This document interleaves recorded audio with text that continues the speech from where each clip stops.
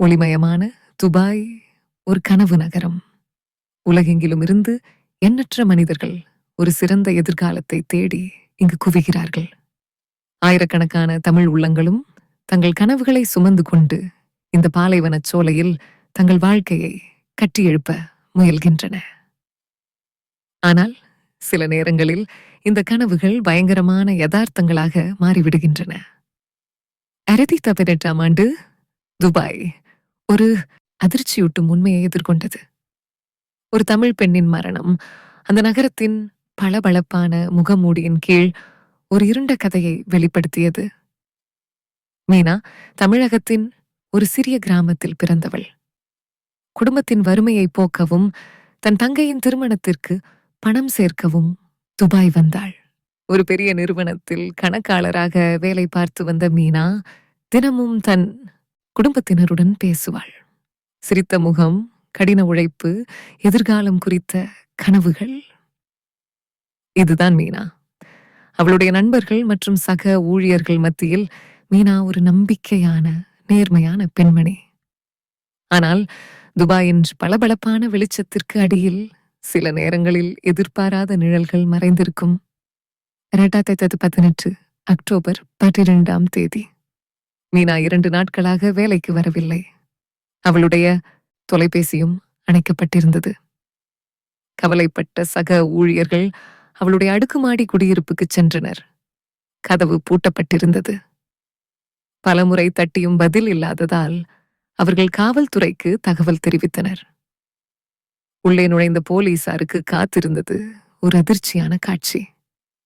படுக்கை அறையில் மீனா உயிரிழந்த நிலையில் கண்டெடுக்கப்பட்டாள்.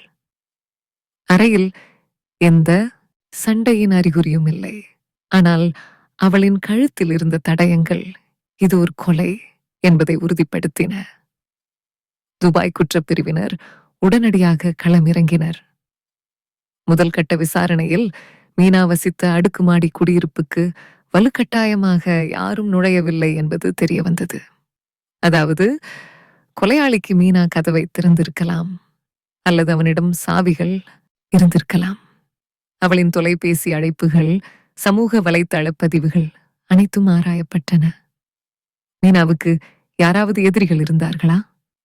அல்லது இது ஒரு காதல் விவகாரத்தின் விளைவா? துபாயில் ஒரு வெளிநாட்டு பெண்ணின் வாழ்க்கை பெரும்பாலும் ஒரு மூடிய புத்தகத்தை போன்றது. அவளுடைய குடும்பத்தினர் ஆயிரக்கணக்கான மைல்களுக்கு அப்பால் இருந்தனர். உள்ளூர் தொடர்புகள் குறைவு. விசாரணையின் ஒரு முக்கிய கட்டத்தில் மீனாவின் நண்பர் ஒருவர் ஒரு தகவலை கொடுத்தார். மீனாவுக்கு அதே நிறுவனத்தில் பணிபுரியும் ஒரு இந்திய இளைஞனுடன் ரகசிய உறவு இருந்துள்ளது. அவன் பெயர் அர்ஜுன். மீனாவை விட வயதில் இளையவன். இந்த உறவு இரு குடும்பத்திற்கும் தெரியாமல் ரகசியமாக இருந்துள்ளது. அர்ஜுனை விசாரித்த போது அவன் ஆரம்பத்தில் மறுத்தான். ஆனால் மீனாவின் தொலைபேசியில் இருந்த சில புகைப்படங்கள் மற்றும் குறுஞ்செய்திகள் அவர்களின் உறவை உறுதிப்படுத்தின. அர்ஜுன் தொடர்ந்து விசாரிக்கப்பட்டான். அப்போதுதான் அவனின் கோபமான சுபாவமும் மீனாவின் மீது அவன் வைத்திருந்த உரிமை உணர்வும் வெளிப்பட்டது. மீனா சமீப காலமாக அர்ஜுனிடமிருந்து விலகிச் செல்ல முயன்றிருக்கிறாள். அவளின் குடும்ப பொறுப்புகள், அர்ஜுனின் நிலையற்ற வருமானம் மற்றும் அவனின் சந்தேகப்படும் குணமாகியவைதான் இதற்கு காரணம். கொலை நடந்த அன்று இரவு அர்ஜுன் மீனாவின் வீட்டிற்கு வந்திருக்கிறான். இருவருக்கும் இடையே கடுமையான வாக்குவாதம் ஏற்பட்டுள்ளது. கோபத்தின் உச்சிக்கு சென்ற அர்ஜுன் மீனாவின் கழுத்தை நெரித்துக் கொன்றுள்ளான். அர்ஜுன் தன் குற்றத்தை ஒப்புக்கொண்டான். துபாய் நீதிமன்றம் அவனுக்கு கடுமையான தண்டனையை வழங்கியது. மீனாவின் குடும்பத்திற்கு இந்த செய்தி பெரும் துயரத்தை ஏற்படுத்தியது. தங்கள் கனவுகளை சுமந்து சென்ற மகள் இப்படி ஒரு கோரமான முடிவை சந்தித்தது அவர்களுக்கு தாங்க முடியாத வலி. துபாயின் பளபளப்பான விளக்குகளுக்கு அடியில் ஒவ்வொரு வெளிநாட்டு வாழ் தமிழரின் வாழ்க்கையிலும் ஒரு கதை மறைந்துள்ளது. அது கனவுகளின் கதையாக இருக்கலாம், அல்லது மீனாவின் கதை போல் ஒரு சோகமான முடிவின் கதையாகவும் இருக்கலாம்.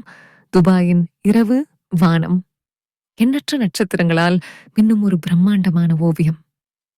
கீழே நகரத்தின் பளபளப்பான விளக்குகள் எதிர்காலத்தை நோக்கி விரையும் கோடிக்கணக்கான கனவுகளுக்கு சாட்சி.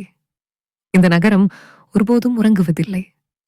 ஆனால் சில சமயங்களில் இந்த பேரொளிக்கு அடியில் ஒரு ஆழ்ந்த அமைதியான இருள் குடியிருக்கும்.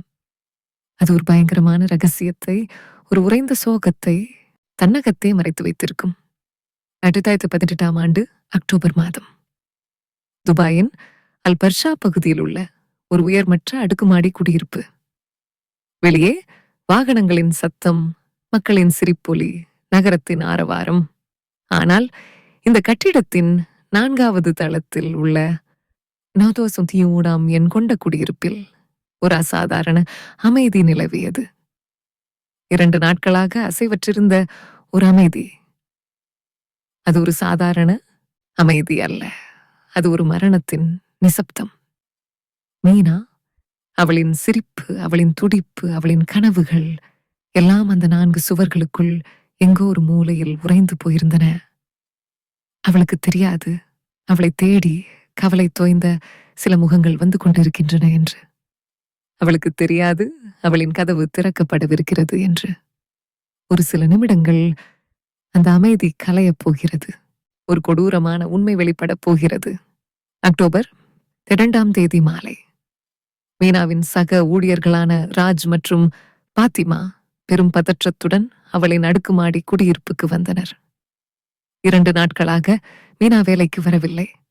அவளின் தொலைபேசியும் அணைக்கப்பட்டிருந்தது. இது மீனாவுக்கு வழக்கமானதல்ல. அவள் பொறுப்புள்ளவள். ஒருபோதும் அனுமதி இல்லாமல் விடுப்பு எடுத்ததில்லை. அவர்களின் மனதில் ஒரு தீய எண்ணம் சுழன்றது. என்ன நடந்திருக்க முடியும்? கதவை தட்டி தட்டி பார்த்தனர். பதிலில்லை. சாவியை கொண்டு திறக்க முயன்றனர். கதவு உள்பக்கமாக பூட்டப்பட்டிருந்தது. உள்ளே இருந்து எந்த சத்தமும் இல்லை. ஒருவித அச்சம் அவர்களை சூழ்ந்தது. இந்த அமைதி ஒரு அபாயத்தின் அறிகுறியாக அவர்களுக்கு தோன்றியது. வேறு வழியின்றி அவர்கள் துபாய் காவல் துறைக்கு தகவல் தெரிவித்தனர். சில நிமிடங்களில் நகரத்தின் பரபரப்பான சத்தங்கள் அணைக்கப்பட்டு சைரன்களின் கூச்சல் அந்த அமைதியான குடியிருப்பு பகுதியை உலுக்கியது. துபாய் காவல்துறையின் முதல் மீட்பு படை உடனடியாக சம்பவ இடத்திற்கு விரைந்தது. திறமையான, அனுபவம் வாய்ந்த அதிகாரிகள் நிலைமையின் தீவிரத்தை உணர்ந்து கொண்டனர்.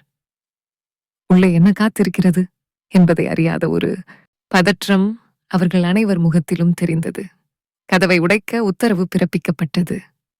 இரும்பு தடிகளும் கருவிகளும் கொண்டு கதவு திறக்கப்பட்டது. ஒரு பலத்த சத்தத்துடன் அந்த இருண்ட ரகசியத்தின் கதவு திறக்கப்பட்டது. உள்ளே நுழைந்த போலீசாருக்கு முதல் சில வினாடிகள் குழப்பமாக இருந்தது. வீடு மிகவும் சுத்தமாக இருந்தது. பொருட்கள் அனைத்தும் முறையாக அடுக்கி வைக்கப்பட்டிருந்தன. எந்தவிதமான சண்டையின் அடையாளமோ உடைக்கப்பட்ட பொருட்களோ இல்லை. இது ஒரு சாதாரண வீடு போல்தான் காட்சியளித்தது. ஆனால் ஒரு விசித்திரமான, கனமான அமைதி அந்த அறையை ஆட்கொண்டிருந்தது. ஒரு நிசப்தமான, மூச்சு தின்ற வைக்கும் அமைதி. அதிகாரிகள் ஒவ்வொரு அறையாக பரிசோதிக்கத் தொடங்கினர். சமையலறை, குளியலறை எல்லாம் அப்படியே இருந்தன. இறுதியில் அவர்கள் படுக்கை அறைக்குச் சென்றனர். அங்கேதான் அந்த துயரமான உண்மை அவர்களை உலுக்கியது. படுக்கையின் மீது மீனா அசைவற்ற நிலையில் கிடந்தாள். அவளின் கண்கள் மூடியிருந்தன. முகம் வெளிறிப் போயிருந்தது. அவளின் உடல் ஒரு போர்வைக்குள் பாதி மூடப்பட்டிருந்தது. ஒரு நொடி அறை முழுவதும் உறைந்து போனது. நேரம் ஸ்தம்பித்து போனது.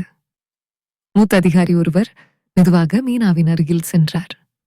அவளின் கழுத்தில் இருந்த காயம் தெளிவாக தெரிந்தது. இது ஒரு மரணம் அல்ல, இது ஒரு கொலை. துபாயின் பளபளப்பான முகப்பில் ஒரு கொடூரமான நிழல் படிந்திருந்தது. ஒரு இளம் பெண்ணின் கனவுகள் இரக்கமின்றி நசுக்கப்பட்டிருந்தன. யார் இதை செய்திருக்க முடியும்? ஏன்?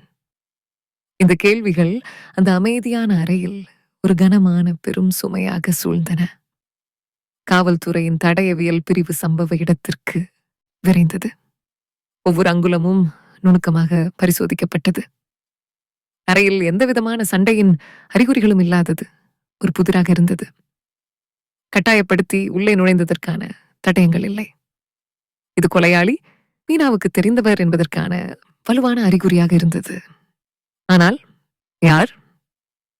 துபாயின் இந்த பளபளப்பான அடுக்குமாடி குடியிருப்பு ஒரு மர்மமான கொலையின் களமாக மாறியது.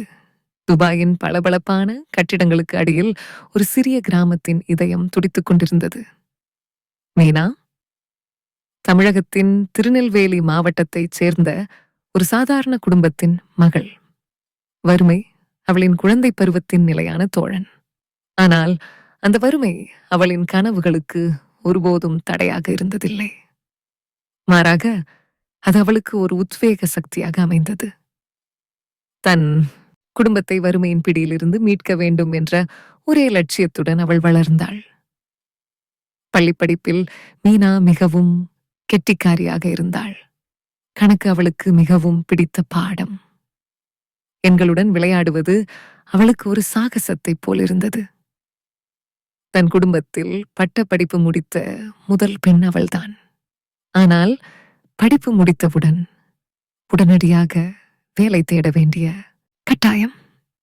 உள்ளூரில் கிடைத்த சொற்ப வருமானம் குடும்பத்தின் தேவைகளுக்கு போதுமானதாக இல்லை. அப்போதான் துபாய் என்ற அந்த மாய நகரம் அவளின் மனக்கண்ணில் தோன்றியது. துபாய் ஆயிரக்கணக்கான தமிழ் இளைஞர்களின் கனவு தேசம். அங்கு சென்று பணம் சம்பாதித்து தங்கள் குடும்பத்தின் வாழ்க்கையை மேம்படுத்தலாம் என்ற நம்பிக்கை. மீனாவும் அதே கனவுகளுடன் துபாய்க்கு வந்தாள். அவளின் முக்கிய லட்சியம் தன் தங்கையின் திருமணத்திற்கு பணம் சேர்க்க வேண்டும் என்பதும் தன் பெற்றோர்களுக்கு ஒரு நல்ல வீட்டை கட்டி கொடுக்க வேண்டும் என்பதும் தான். இந்த கனவுகள்தான் அவளின் ஒவ்வொரு நாளையும் உந்தித் தள்ளின. துபாயில் ஒரு பெரிய நிறுவனத்தில் கணக்காளராக மீனாவுக்கு வேலை கிடைத்தது. அவளின் திறமையும் கடின உழைப்பும் விரைவிலேயே அவளை சக ஊழியர்கள் மத்தியில் ஒரு நம்பிக்கைக்குரிய நபராக மாற்றின. தினமும் காலை 9 மணிக்கு அலுவலகம், மாலை 6 மணிக்கு வீடு. அவளின் வாழ்க்கை ஒரு கடிகாரத்தைப் போல ஒழுங்காக இயங்கியது. வார இறுதியில் சில சமயங்களில் தமிழ் நண்பர்களுடன் சந்திப்பு. அவ்வளவுதான். அவளின் உலகம் வேலை, சேமிப்பு மற்றும் குடும்பம் என வரையறுக்கப்பட்டிருந்தது. அவளின் தொலைபேசி அழைப்புகளில் அவளின் குடும்பம் எப்போதுமே முதலிடத்தில் இருக்கும். தினமும் தன் அம்மாவுடன் பேசுவாள். தங்கையின் படிப்பு, பெற்றோரின் உடல் நலம், கிராமத்தின் செய்திகள் எல்லாவற்றையும் விசாரிப்பாள். அவளின் குரலில் எப்பொழுதும் ஒரு உற்சாகம் இருக்கும். கவலைப்படாதீங்கம்மா, நான் இருக்கேன். சீக்கிரமே எல்லா கடனையும் அடைச்சிடுவோம். தங்கச்சி கல்யாணத்தையும் நல்லபடியா முடிச்சிடுவோம் என்று உறுதி அளிப்பாள். அவளின் ஒவ்வொரு மாத சம்பளமும் ஒரு சிறு பகுதியை தவிர முழுவதுமாக குடும்பத்திற்கு சென்றுவிடும். மீனாவை அறிந்தவர்களுக்கு அவள் ஒரு நேர்மையான, பொறுப்புள்ள பெண்மணி. அவளுக்கு பெரிய ஆசைகள் இல்லை. ஆடம்பரமான வாழ்க்கை முறை மீது நாட்டம் இல்லை. ஒரு நல்ல எதிர்காலத்தை தன் குடும்பத்திற்கு அமைத்துக் கொடுக்க வேண்டும் என்பதுதான் அவளின் ஒரே கனவு. அவள் ஒரு தனிமையான வாழ்க்கையை வாழ்ந்து வந்தாள். துபாயில் பல ஆயிரம் மைல்களுக்கு அப்பால் தன் குடும்பத்திற்காக அவள் மேற்கொண்ட தியாகம் வெளிநாட்டு வாழ் தமிழர்கள் பலரின் பிரதிபலிப்பு. ஆனால் இந்த வெளிப்படையான ஒழுங்கான வாழ்க்கைக்கு அடியில் ஒரு ரகசிய உலகமும் இருந்தது. மீனாவின் நெருங்கிய நண்பர்கள் சிலருக்கு மட்டுமே தெரிந்த ஒரு ரகசியம்.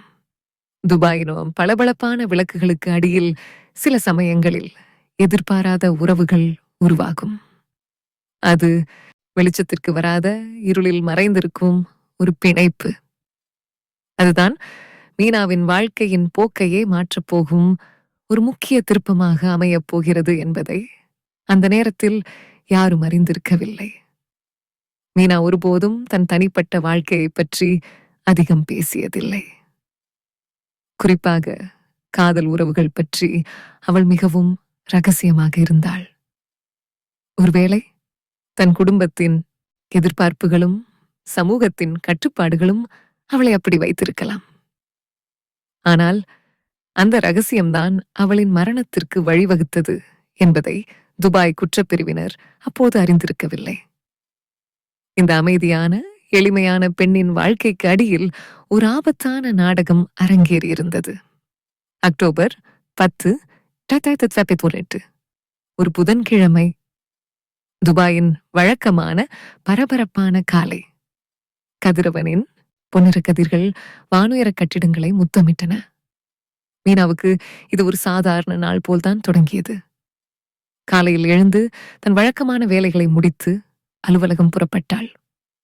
அவளின் மனதில் அன்று ஒரு சிறிய சலனம் இருந்தது. அர்ஜுன். அவன்தான் அந்த சலனத்திற்கு காரணம். கடந்த சில வாரங்களாக மீனாவின் வாழ்க்கையில ஒரு மாற்றம் ஏற்பட்டிருந்தது. அர்ஜுனுடனான அவளின் ரகசிய உறவு அவளுக்கு ஒரு சுமையாக மாறத் தொடங்கியிருந்தது. அர்ஜுனின் சந்தேகப்படும் குணம், அவளின் ஒவ்வொரு அசைவையும் கண்காணிக்கும் போக்கு அவளை சலிப்படையச் செய்திருந்தது. அவளின் கனவுகள் தன் குடும்பத்திற்காக மட்டுமே. இந்த உறவு அவளின் லட்சியங்களுக்கு ஒரு தடையாக இருப்பதை அவள் உணர்ந்தாள். அன்று மாலையும் அலுவலகம் முடிந்ததும் அர்ஜுன் மீனாவை சந்திக்க வந்தான். வழக்கமாக அவர்கள் சந்திக்கும் ஒரு காபி கடையில் இருவரும் அமர்ந்தனர். ஆனால் அன்று அவர்களின் உரையாடலில் ஒருவித இறுக்கம் இருந்தது. மீனாவின் முகத்தில் ஒரு தெளிவு, அர்ஜுனின் கண்களில் ஒருவித உரிமையுணர்வு, ஒரு பயம். மீனா பேச ஆரம்பித்தாள். அவளின் வார்த்தைகள் அர்ஜுனின் காதுகளில் இடியாக விழுந்தன. அர்ஜுன், இது வேலைக்கு ஆகாது. என் வாழ்க்கையில நிறைய பொறுப்புகள் இருக்கு. நான் குடும்பத்துக்காகத்தான் இங்க வந்தேன். இந்த உறவு எனக்கு வேண்டாம். மீனாவின் குரல் உறுதியாக இருந்தது. அவளின் வார்த்தைகள் அர்ஜுனின் கோபத்தை தூண்டின. அவனால் இதை நம்ப முடியவில்லை. மீனா தன்னை விட்டு பிரிந்து செல்வதையா? அவனின் ஈகோவும் அவளின் மீதான ஆசையும் மோதிக்கொண்டன. அர்ஜுன் அவளை சமாதானப்படுத்த முயன்றான், கெஞ்சினான், மிரட்டினான். என்ன மீனா சொல்ற? நம்ம 2 பேரும் எவ்வளவு ஆழமா காதலிச்சோம். என்னை விட்டுட்டு எப்படி போவ? நான் உன்னை அவ்வளவு நேசிக்கிறேனே. அவனின் குரலில் ஒருவித பைத்தியக்காரத்தனம் கலந்திருந்தது. ஆனால் மீனா தன் முடிவில் உறுதியாக இருந்தாள். அவளுக்கு இந்த நாடகம் போதும். இந்த வாக்குவாதம் வீதிக்கு வந்தது. காபி கடையிலிருந்து வெளியேறிய பின்னரும் அவர்கள் தொடர்ந்து சண்டையிட்டனர். அர்ஜுனின் கோபம் எல்லை மீறியது. அவன் மீனாவை வற்புறுத்தி அவளின் அடுக்குமாடி குடியிருப்புக்கு சென்றான். அங்கே தனிமையில் அவர்களின் உறவின் இறுதிக்கட்டம் அரங்கேறியது. அர்ஜுன் உள்ளே நுழைந்ததும் கதவு தானாகவே மூடிக்கொண்டது. அந்த அறையில் ஒரு அமைதியான பனிப்போர் தொடங்கியது. உள்ளே மீண்டும் ஒரு கடுமையான வாக்குவாதம் வெடித்தது. அர்ஜுன் மீனாவை தன் வசப்படுத்த முயன்றான். அவளின் குடும்ப பொறுப்புகளை குறை கூறினான். அவளின் கனவுகளை கேலி செய்தான். உன் குடும்பம்னு சொல்லியே என் வாழ்க்கையை நீ ஏன் நாசமாக்குற? உனக்கு நான் வேண்டாமா? அவனின் குரலில் வெறுப்பும் விரக்தியும் கலந்திருந்தன. மீனாவோ இனி இந்த உறவில் ஒரு நொடி கூட நீடிக்க முடியாது என்பதில் தெளிவாக இருந்தாள். நான் போகணும் அர்ஜுன். இதுக்கு மேல என்னால முடியாது. உன் வாழ்க்கையை நீ பாரு. என் வாழ்க்கையை நான் பார்க்கிறேன். மீனா தன் கைப்பையை எடுத்துக்கொண்டு வெளியேற முயன்றாள். அதுதான் அர்ஜுனை மேலும் ஆத்திரமூட்டியது. அவனின் மனதில் இருந்த கோபமும் அவமானமும் அவளின் மீதான உரிமையுணர்வும் ஒரு பயங்கரமான கொடூர செயலுக்கு அவனை தூண்டின. அர்ஜுன் மீனாவை தடுத்தான். அவளின் கைகளை பிடித்து இழுத்தான். மீனா தன்னை விடுவித்துக் கொள்ள முயன்றாள். அவளின் குரல், விடு அர்ஜுன், என்ன பண்ற என்று பயத்தில் கத்தியது. ஆனால் அவன் கேட்கும் நிலையில் இல்லை. அவனின் பிடியிலிருந்து தப்ப மீனா போராடினாள். அவர்களின் சத்தம் அந்த அடுக்குமாடி குடியிருப்பு முழுவதும் கேட்காமல் அந்த 4 சுவர்களுக்குள் அடங்கிப் போனது. கோபத்தின் உச்சியில் அர்ஜுன் மீனாவின் கழுத்தை பிடித்தான். அவளின் மூச்சு திணறியது. கண்கள் பிதுங்கின. அவளின் கைகள் அர்ஜுனின் கைகளை பற்றி கொண்டன. தன்னை விடுவித்துக் கொள்ள அவள் இறுதி வரை போராடினாள். சில வினாடிகள் அந்த அறை முழுவதும் ஒரு பயங்கரமான அமைதி நிலவியது.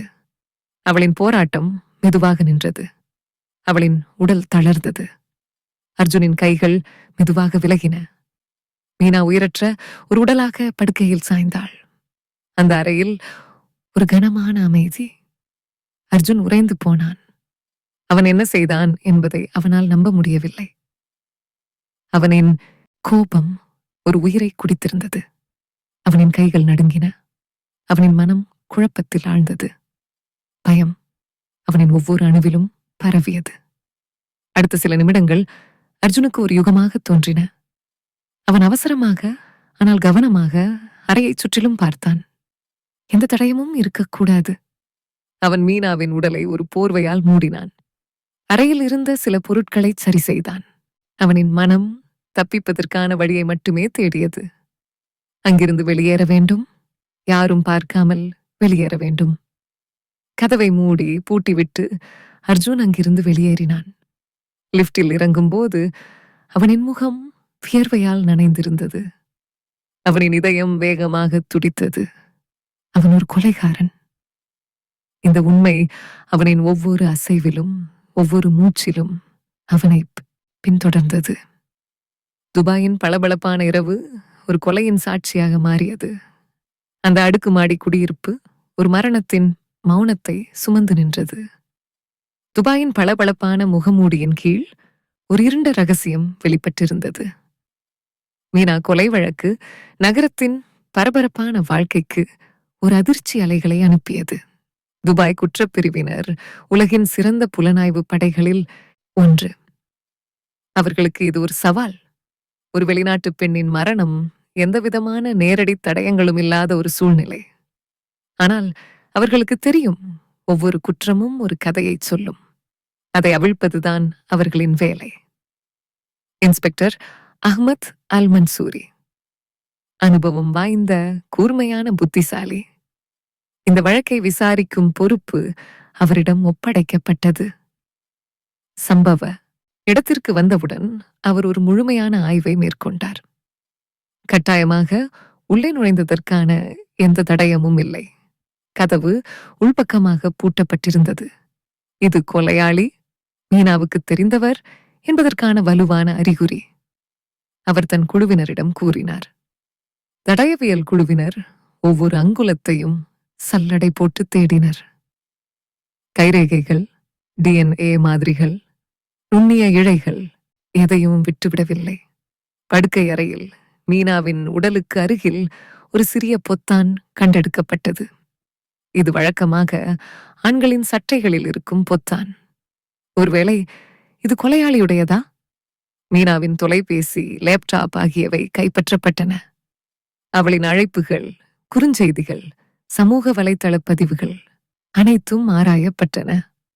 கடந்த சில நாட்களில் அவள் யாருடன் பேசினாள்? அவளுக்கு யாராவது எதிரிகள் இருந்தார்களா? பணப்பிரச்சனை, காதல் விவகாரம்? ஒவ்வொரு கோணத்திலும் விசாரணை தொடங்கியது. மீனாவின் சக ஊழியர்கள் மற்றும் நண்பர்கள் விசாரிக்கப்பட்டனர். அவர்கள் அனைவரும் மீனாவை பற்றி நல்ல விதமாகவே பேசினர். அவள் அமைதியானவள், பொறுப்புள்ளவள், கடின உழைப்பாளி, யாருடனும் சண்டை போட்டதில்லை. அவளுக்கு பெரிய ஆசைகள் இல்லை. அப்படியென்றால் ஏன் அவள் கொல்லப்பட வேண்டும்? இது ஒரு மர்மமாகவே இருந்தது. அவளுக்கு யாராவது காதலன் இருந்தாரா? இன்ஸ்பெக்டர் அஹ்மத் ஒரு கேள்வியை கேட்டார். அனைவரும் தயங்கினர். துபாயில் வெளிநாட்டு பெண்கள் ரகசிய உறவுகளை வைத்திருப்பது சில சமயங்களில் நடக்கும். சமூக கட்டுப்பாடுகளும் குடும்பத்தின் எதிர்பார்ப்புகளும் அவர்களை அப்படி செய்ய தூண்டும். ஒரு சக ஊழியர் தயக்கத்துடன் ஒரு பெயரை சொன்னார். அர்ஜுன், அவரும் நம்ம கம்பெனியில தான் வேலை பார்க்கிறார். மீனாவுக்கும் அவருக்கும் ஒரு ரகசிய உறவு இருந்ததா ஒரு பேச்சு இருந்தது. அர்ஜுன் அதே நிறுவனத்தில் பணிபுரியும் ஒரு இந்திய இளைஞன். மீனாவை விட வயதில் இளையவன். அர்ஜுன் உடனடியாக விசாரணைக்கு அழைக்கப்பட்டான். அவன் ஆரம்பத்தில் மீனாவுடன் தனக்கு எந்த விதமான தனிப்பட்ட தொடர்பும் இல்லை என்று மறுத்தான்.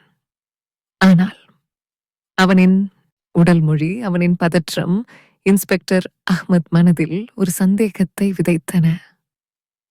மீனாவின் தொலைபேசி பதிவுகள் எங்களிடம் உள்ளன, அர்ஜுன். கடந்த சில மாதங்களாக நீங்கள் இருவரும் அடிக்கடி பேசிக் கொண்டிருக்கிறீர்கள். குறுஞ்செய்திகளும் பரிமாறிக் கொண்டிருக்கிறீர்கள். இது வெறும் நண்பர்களின் உரையாடல் போல் தெரியவில்லை. இன்ஸ்பெக்டர் அஹ்மத் அழுத்தமாக கூறினார். அர்ஜுனின் முகம் வெளிரிப் போனது. அவனால் மேலும் மறுக்க முடியவில்லை. அர்ஜுன் மீனாவுடன் தனக்கு ஒரு ரகசிய உறவு இருந்ததை ஒப்புக்கொண்டான்.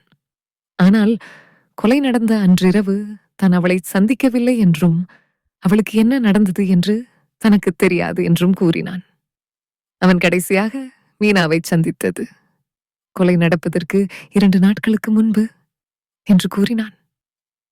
ஆனால் அவனின் வாக்கு மூலத்தில் பல முரண்பாடுகள் இருந்தன.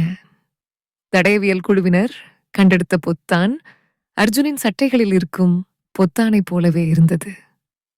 இது ஒரு முக்கியமான தடயம். அர்ஜுனின் ஆடைகள் பரிசோதனைக்கு அனுப்பப்பட்டன. அவனின் வாக்குமூலத்தை உறுதிப்படுத்த அல்லது மறுக்க மேலும் ஆதாரங்கள் தேவைப்பட்டன. இந்த வழக்கு ஒரு காதல் விவகாரத்தின் துயரமான முடிவாக இருக்கலாம் என்ற திசையில் நகரத் தொடங்கியது. துபாய் குற்றப்பிரிவினர் ஒருபோதும் அவசரப்படுவதில்லை. ஒவ்வொரு தடயத்தையும் ஒவ்வொரு வாக்கு மூலத்தையும் நுணுக்கமாக ஆராய்வார்கள். அர்ஜுன் மீதான சந்தேகம் வலுப்பெற்றது. ஆனால் வெறும் சந்தேகம் மட்டும் போதாது. அவருக்கு எதிராக வலுவான ஆதாரங்கள் தேவைப்பட்டன. மீனாவின் மரணத்திற்கான உண்மையான காரணம் என்ன? அர்ஜுன் உண்மையிலேயே குற்றவாளியா அல்லது அவன் ஒரு பலியாடா? கேள்விகள் பல்கிப் பெருகின. துபாயின் பளபளப்பான வெளிச்சத்திற்கு அடியில் மீனா ஒரு ரகசிய வாழ்க்கையை வாழ்ந்தாள் என்பது இப்போது தெளிவாகியிருந்தது. இன்ஸ்பெக்டர் அஹ்மத் அல் மன்சூரிக்கு அர்ஜுன் மீதான சந்தேகம் வலுப்பெற்றாலும் ஒரு உறுதியான ஆதாரமும் முழுமையான வாக்கு மூலமும் இல்லாமல் எந்த முடிவிற்கும் வர அவர் தயாராக இல்லை. ஒரு நல்ல புலனாய்வாளர் ஒரே ஒரு கோணத்தில் மட்டும் சிந்திப்பதில்லை. அர்ஜுன் மட்டுமே ஒரே சந்தேக நபர் இல்லை. இன்ஸ்பெக்டர் அஹ்மத் தன் குழுவினரிடம் கூறினார். மீனாவின் வாழ்க்கையில் வேறு யாராவது இருந்தார்களா? அவளுக்கு வேறு யாராவது எதிரிகள் இருந்தார்களா? அவளின் நிதி நிலைமை எப்படி இருந்தது? வெளிநாட்டு வாழ் தமிழர்கள் மத்தியில் பணப்பிரச்சனைகளும் கடன்களும் சர்வசாதாரணம். மீனாவின் வங்கி கணக்குகள் ஆராயப்பட்டன. அவள் தொடர்ந்து தன் குடும்பத்திற்கு பணம் அனுப்பியிருந்தாள். அவளின் வங்கி கணக்கில் பெரிய அளவில் பணம் இல்லை. ஆனால் ஒரு சிறிய தொகை ஒரு அறிமுகமில்லாத கணக்கிற்கு மாற்றப்பட்டிருந்தது. இது ஒரு வாரத்திற்கு முன்பு நடந்திருந்தது. ஒருவேளை இது ஒரு கடன் தொடர்பான பரிமாற்றமா அல்லது வேறு ஏதேனும் ரகசிய ஒப்பந்தமா? அந்த வங்கிக் கணக்கின் உரிமையாளர் யார் என்று தேடினர். அது அதே நிறுவனத்தில் பணிபுரியும் மற்றொரு இந்திய இளைஞன் ரமேஷ். மீனாவின் துறையில் பணிபுரியும் ஒரு சக ஊழியர். ரமேஷ் உடனடியாக விசாரணைக்கு அழைக்கப்பட்டான். அவன் ஆரம்பத்தில் தயங்கினான். ஆனால் இறுதியில் உண்மையை ஒப்புக்கொண்டான். மீனா அவனுக்கு ஒரு சிறிய தொகையை கடனாக கொடுத்திருந்தாள். மீனா எனக்கு ஒரு தங்கச்சி மாதிரி சார். அவ ரொம்ப நல்ல பொண்ணு.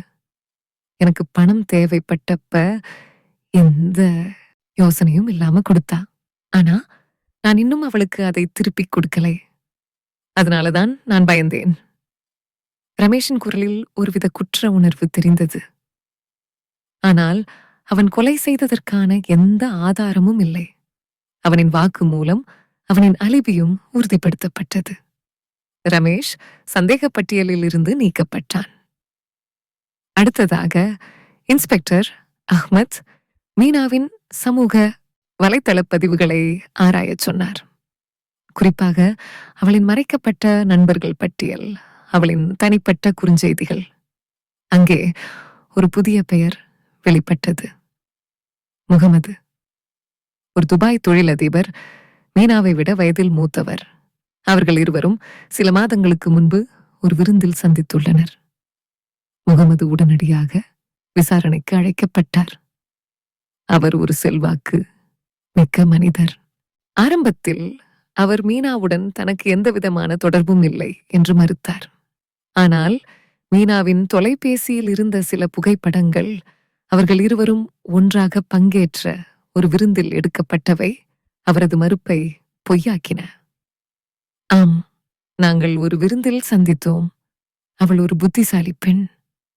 அவளுக்கு என் நிறுவனத்தில் வேலைவாய்ப்பு பற்றி பேசினேன். அவ்வளவுதான். இதில் வேறு எந்த தனிப்பட்ட விஷயமும் இல்லை. முகமது ஒருவித அலட்சியத்துடன் கூறினார். அவர் கொலை நடந்த அன்று துபாயில் இல்லை என்றும் வெளிநாட்டில் வணிக பயணத்தில் இருந்ததாகவும் கூறினார். அவரது அலிபியும் உறுதிப்படுத்தப்பட்டது. சந்தேக பட்டியல் சுருங்கியது. மீண்டும் அர்ஜுன் மீதே கவனம் திரும்பியது. இன்ஸ்பெக்டர் அஹ்மத் அர்ஜுனின் பின்னணியை ஆழமாக ஆராயச் சொன்னார். அவனின் குடும்பம், அவனின் நண்பர்கள், அவனின் கடந்த கால உறவுகள். அர்ஜுன் ஒரு சிக்கலான ஆளுமை கொண்டவன். அவனுக்கு கோபமான சுபாவம் உண்டு. அவனின் கடந்த காலத்தில் ஒரு சிறிய தகராறு வழக்கும் இருந்தது. அவன் மீனாவை மிகவும் ஆழமாக நேசித்தான்.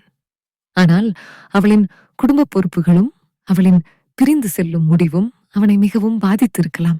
ஒரு புலனாய்வாளர் தன் கருத்தை முன்வைத்தார்.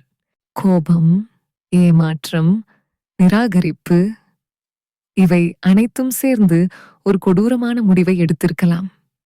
தடயவியல் குழுவினர் அர்ஜுனின் ஆடைகளில் இருந்து சேகரிக்கப்பட்ட மாதிரிகளின் முடிவுகளை கொண்டு வந்தனர். அந்த சிறிய பொத்தான் அர்ஜுனின் சட்டையில் இருந்துதான் உடைந்திருக்கிறது என்று உறுதிப்படுத்தப்பட்டது. மேலும் அர்ஜுனின் ஆடைகளில் மீனாவின் உடலில் இருந்து வந்த நுண்ணிய இழைகள் கண்டெடுக்கப்பட்டன. இது ஒரு முக்கியமான திருப்புமுனை. இன்ஸ்பெக்டர் அஹ்மத் அர்ஜுனை மீண்டும் விசாரணைக்கு அழைத்தார். இந்த முறை அவரிடம் கேள்வி கேட்கும் முறை மாறியது. ஆதாரங்கள் அவனுக்கு எதிராக வலுவாக இருந்தன. அர்ஜுனின் முகத்தில் பயம் தெளிவாக தெரிந்தது. அவனின் பொய்கள் ஒவ்வொன்றாக வெளிவரத் தொடங்கின. அந்த அறையில் உண்மையை மறைக்க அர்ஜுன் மேற்கொண்ட போராட்டம் ஒரு தோல்வியடைந்த நாடகமாக மாறியது. துபாய் குற்றப்பிரிவின் விசாரணை அறையில் அர்ஜுன் உறைந்து போயிருந்தான். அறிவியல் ஆதாரங்கள் அவனின் ஒவ்வொரு பொய் வார்த்தையையும் அடித்து நொறுக்கின. இன்ஸ்பெக்டர் அஹ்மத் அல் மன்சூரி கூர்மையான கண்களுடன் அவனை உற்று நோக்கினார். இனி அவனால் எதையும் மறைக்க முடியாது என்பதை அர்ஜுன் உணர்ந்தான். அர்ஜுன், உன் சட்டையில் இருந்து உடைந்த பொத்தான் மீனாவின் படுக்கை அறையில் கிடைத்தது. உன் ஆடைகளில் மீனாவின் ஆடைகளில் இருந்து வந்த இழைகள் கண்டெடுக்கப்பட்டுள்ளன. கொலை நடந்த அன்று இரவு நீ மீனாவின் குடியிருப்பில் இருந்தாய் என்பதற்கு எங்களிடம் ஆதாரம் உள்ளது. இனி நீ எதையும் மறைக்க முடியாது. இன்ஸ்பெக்டர் அஹ்மத் அழுத்தமான குரலில் கூறினார். அர்ஜுனின் தடுமாறிய குரல் மெதுவாக உண்மையை பிதற்றத் தொடங்கியது. முதலில் தடுமாற்றம், பின்னர் கோபம், இறுதியில் குற்ற உணர்வு. அவன் மீனாவின் மீது வைத்திருந்த காதலும் அவளின் பிரிந்து செல்லும் முடிவும் அவனை எப்படி ஒரு கொடூரமான செயலுக்கு தூண்டின என்பதை விளக்கினான். அவ என்னை விட்டுட்டு போறேன்னு சொன்னா சார். என்னால அதை ஏத்துக்க முடியல. என் வாழ்க்கை அவதான். என் கனவுகள் அவளால தான் சார். அவ போகணும்னு சொன்னதும் எனக்கு உலகமே இருண்டு போச்சு. கோபத்துல என்ன பண்ணேன்னு எனக்கே தெரியல. அர்ஜுனின் குரல் தழுதழுத்தது. அவன் தன் குற்றத்தை ஒப்புக்கொண்டான். அர்ஜுனின் வாக்கு மூலம் பதிவு செய்யப்பட்டது. அவனின் ஒவ்வொரு வார்த்தையும் மீனாவின் மரணத்திற்கு பின்னால் இருந்த கொடூரமான உண்மையை வெளிப்படுத்தியது. ஒருதலை பட்சமான காதல், நிராகரிப்பு, கோபம், பொறாமை, இவை அனைத்தும் சேர்ந்து ஒரு உயிரை பறித்திருந்தன. துபாயின் பளபளப்பான வெளிச்சத்திற்கு அடியில் மனித மனதின் இருண்ட பக்கத்தை இந்த வழக்கு வெளிப்படுத்தியது. துபாய் குற்றப்பிரிவினர் அர்ஜுனை உடனடியாக கைது செய்தனர். சட்ட நடைமுறைகள் விரைவாக தொடங்கின. இந்த வழக்கு துபாய் நீதிமன்றத்தில் விசாரணைக்கு வந்தது. அரசு தரப்பு வழக்கறிஞர் அர்ஜுனுக்கு எதிரான வலுவான ஆதாரங்களை முன்வைத்தார். தடயவியல் அறிக்கைகள், அர்ஜுனின் வாக்குமூலம் மற்றும் சாட்சிகளின் வாக்குமூலங்கள் அனைத்தும் அவனின் குற்றத்தை உறுதிப்படுத்தின. மீனாவின் குடும்பத்திற்கு இந்த செய்தி பெரும் துயரத்தை ஏற்படுத்தியது. தங்கள் கனவுகளை சுமந்து சென்ற மகள் இப்படி ஒரு கோரமான முடிவை சந்தித்தது. அவர்களுக்கு தாங்க முடியாத வலி. நீதி கிடைக்கும் என்ற ஒரே நம்பிக்கையில் அவர்கள் நீதிமன்றத்தின் தீர்ப்பை எதிர்பார்த்தனர். துபாய் நீதிமன்றம் அர்ஜுனின் குற்றத்தை உறுதிப்படுத்தியது. அவனுக்கு கடுமையான தண்டனை வழங்கப்பட்டது. இது ஒரு வெளிநாட்டு பெண்ணின் மரணம். துபாய் சட்டத்தின்படி இது ஒரு தீவிரமான குற்றம். அர்ஜுன் தன் வாழ்நாள் முழுவதும் செய்த குற்றத்திற்காக வருந்த வேண்டிய நிலை ஏற்பட்டது. இந்த வழக்கு துபாயில் வாழும் ஆயிரக்கணக்கான வெளிநாட்டு வாழ் தமிழர்களுக்கு ஒரு பாடமாக அமைந்தது. ஒரு வெளிநாட்டில் வாழ்வது என்பது ஒரு புறம் கனவுகளையும் வாய்ப்புகளையும் வழங்கும் அதே வேளையில் மறுபுறம் தனிமையையும் எதிர்பாராத ஆபத்துகளையும் கொண்டிருக்கலாம். குறிப்பாக தனிப்பட்ட உறவுகளில் எச்சரிக்கையாக இருக்க வேண்டியதன் அவசியத்தை இந்த வழக்கு உணர்த்தியது. மீனா, அவளின் மரணம் ஒரு சோகமான முடிவாக இருந்தாலும் அவளின் கதை ஒரு எச்சரிக்கையாக ஒலித்தது. துபாயின் பளபளப்பான விளக்குகளுக்கு அடியில் ஒவ்வொரு வெளிநாட்டு வாழ் தமிழரின் வாழ்க்கையிலும் ஒரு கதை மறைந்துள்ளது. அது கனவுகளின் கதையாக இருக்கலாம், அல்லது மீனாவின் கதை போல் ஒரு சோகமான முடிவின் கதையாகவும் இருக்கலாம். நீதி நிலைநாட்டப்பட்டது. ஆனால் ஒரு இளம் பெண்ணின் உயிர் திரும்ப பெற முடியாத இழப்பு. துபாயின் இரவு வானம் இன்றும் அமைதியாக மின்னுகிறது. ஆனால் அந்த அமைதிக்குள் மீனாவின் கதை ஒருபோதும் மறையாது. துபாய் நீதிமன்றத்தின் இறுதி கட்டளை ஒரு இளம் பெண்ணின் வாழ்க்கைக்கு நீதி வழங்கியது. அர்ஜுன் தன் குற்றங்களுக்காக கடுமையான தண்டனையை எதிர்கொண்டான். ஆனால் இந்த தீர்ப்பு மீனாவின் குடும்பத்திற்கு ஒரு ஆறுதலை அளித்தாலும் அவர்கள் இழந்த மகளை திரும்ப கொண்டு வரவில்லை. இழப்பின் வலி காலத்தால் மறையாத ஒரு வடுவாக அவர்கள் மனதில் நிலைத்து நிற்கும். மீனாவின் உடல் அனைத்து சட்ட நடைமுறைகளும் முடிந்த பிறகு அவளின் சொந்த ஊருக்கு கொண்டு வரப்பட்டது. தமிழகத்தின் திருநெல்வேலி கிராமம் சோகத்தில் மூழ்கியது.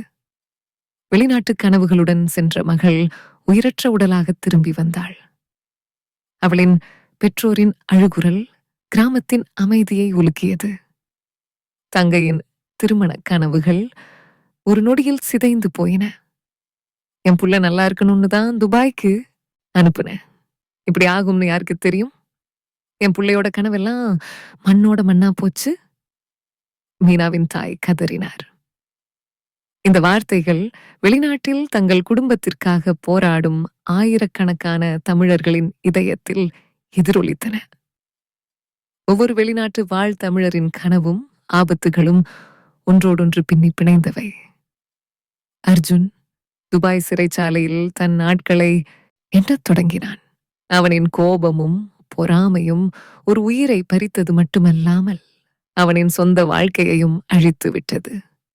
துபாய் போன்ற ஒரு பன்னாட்டு நகரத்தில் குற்றங்களுக்கு மன்னிப்பு இல்லை. சட்டத்தின் கரங்கள் நீளமானவை, சக்தி வாய்ந்தவை. மீனா கொலை வழக்கு துபாய் சமூகத்தில் ஒரு முக்கியமான விவாதத்தை தூண்டியது.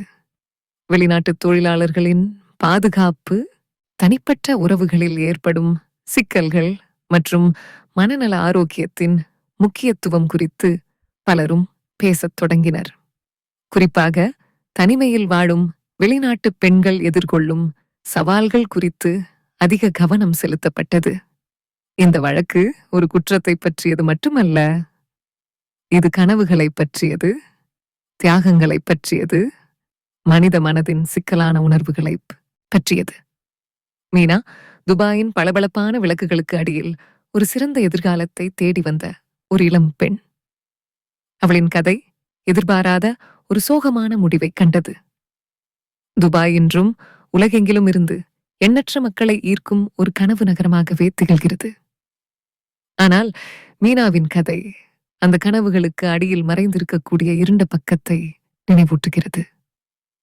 ஒவ்வொரு வெளிநாட்டு வாழ் தமிழரும் இந்த நகரத்தின் அழகையும் வாய்ப்புகளையும் அனுபவிக்கும் அதே வேளையில் பாதுகாப்பாகவும் விழிப்புடனும் இருக்க வேண்டும் என்பதை இந்த வழக்கு உணர்த்துகிறது. நீதி நிலைநாட்டப்பட்டது. குற்றவாளி தண்டிக்கப்பட்டான். ஆனால் மீனா என்ற ஒரு உயிர், ஒரு குடும்பத்தின் கனவுகள், ஒரு சமூகத்தின் நம்பிக்கை. இவை அனைத்தும் நிரந்தரமாக இழக்கப்பட்டன. அவளின் கதை துபாயின் வரலாற்றில் ஒரு துயரமான அத்தியாயமாக பொறிக்கப்பட்டு ஒருபோதும் மறையாது.